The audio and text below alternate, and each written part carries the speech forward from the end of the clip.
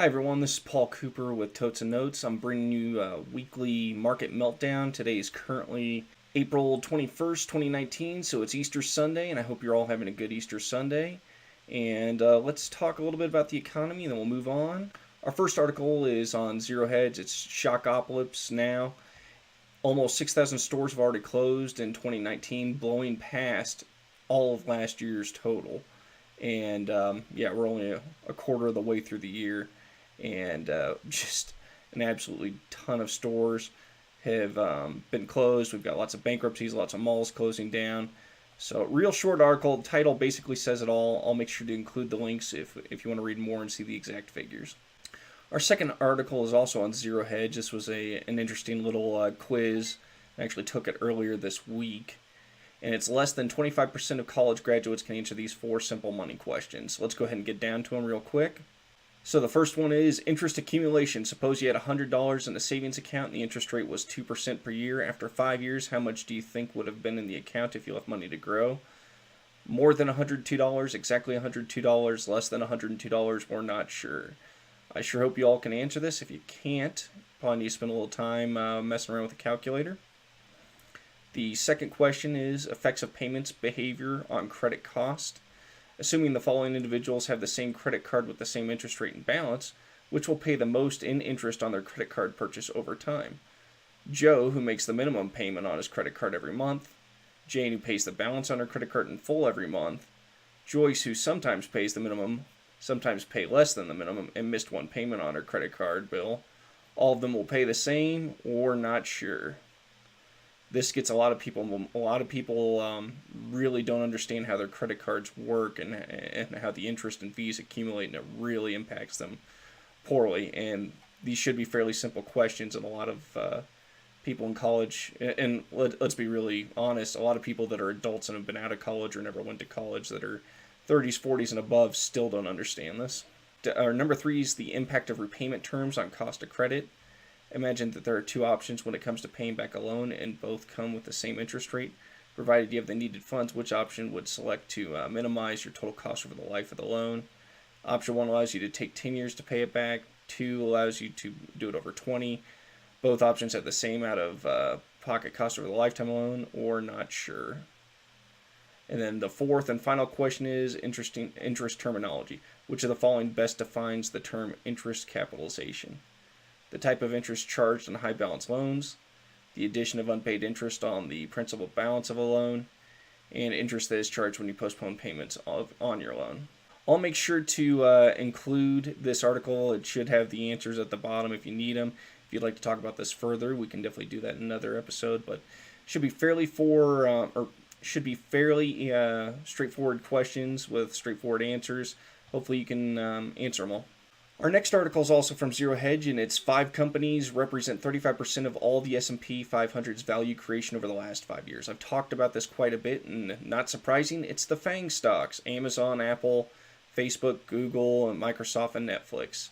So we have several tech stocks that are basically accounting for the vast majority of the stock market and the increases we've had in the past few years through growth and through stock buyback. They've really helped inflate their price and keep the market floating. It's not good that we have 5 stocks that are creating so much of the wealth. Now, if we were in a full bull market and everything was doing fine, then that would be okay.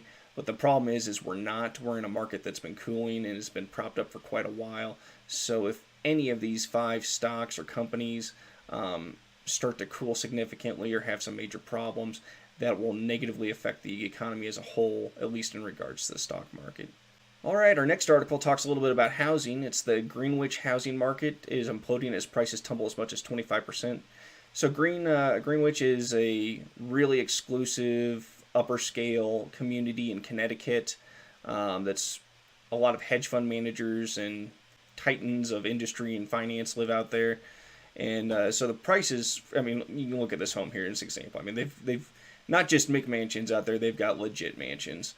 The prices have dropped significantly, and we've talked about it in the past. When you look at the higher priced areas, the more desirable areas, the coasts, they generally lead the market. So when you see prices increase, it usually means that the market should be pulling up, and if you see prices going down, then it usually means the market should be cooling, and the rest of the country kind of lags behind. And then you get to the center of the country where prices are generally more stable, so when things go up, they go up slightly, and when they go down slightly. But it's good to watch these just because it's more pronounced when there's generally a market move.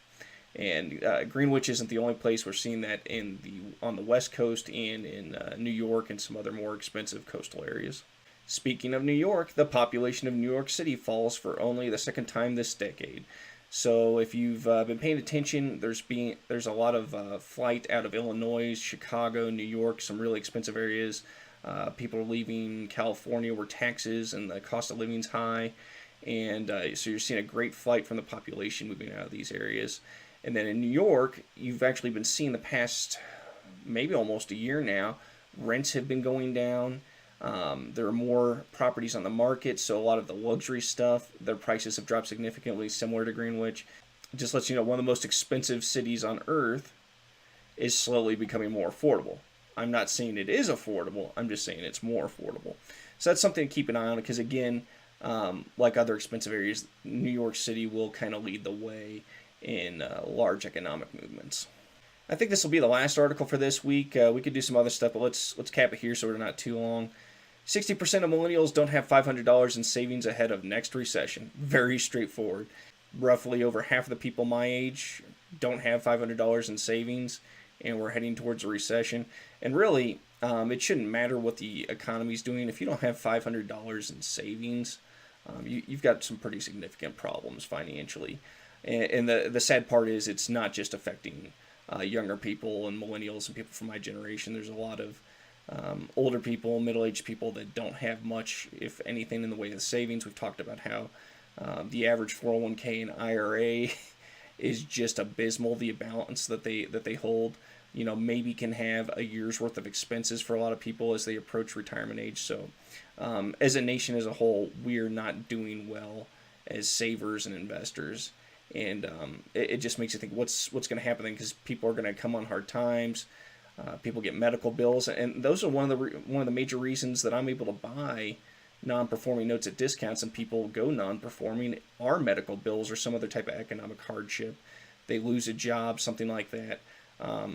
So we'd all love to maybe have 6 months to a year's worth of emergency savings saved up, but yeah, a lot of people don't even have a month. So it's kind of troubling, and if you don't have anything saved up, you may want to start setting aside a couple bucks each month. But anyways, I'm not going to lecture you on your finances. This is just the last article. I hope you enjoyed it. I'm going to include all the links in the description so you can read the articles fully if you'd like. If you have any questions, don't hesitate to reach out to me. You all have a good Easter weekend. I look forward to talking to you all next week. And if you have any questions, don't hesitate to reach out. I will be out of town this Thursday, Friday, or this upcoming Thursday, Friday, Saturday, and Sunday. So if you do need to get in contact with me, email's the way to go. If it's an emergency or something like that, just go ahead and text me. And that's it for today. Y'all take care.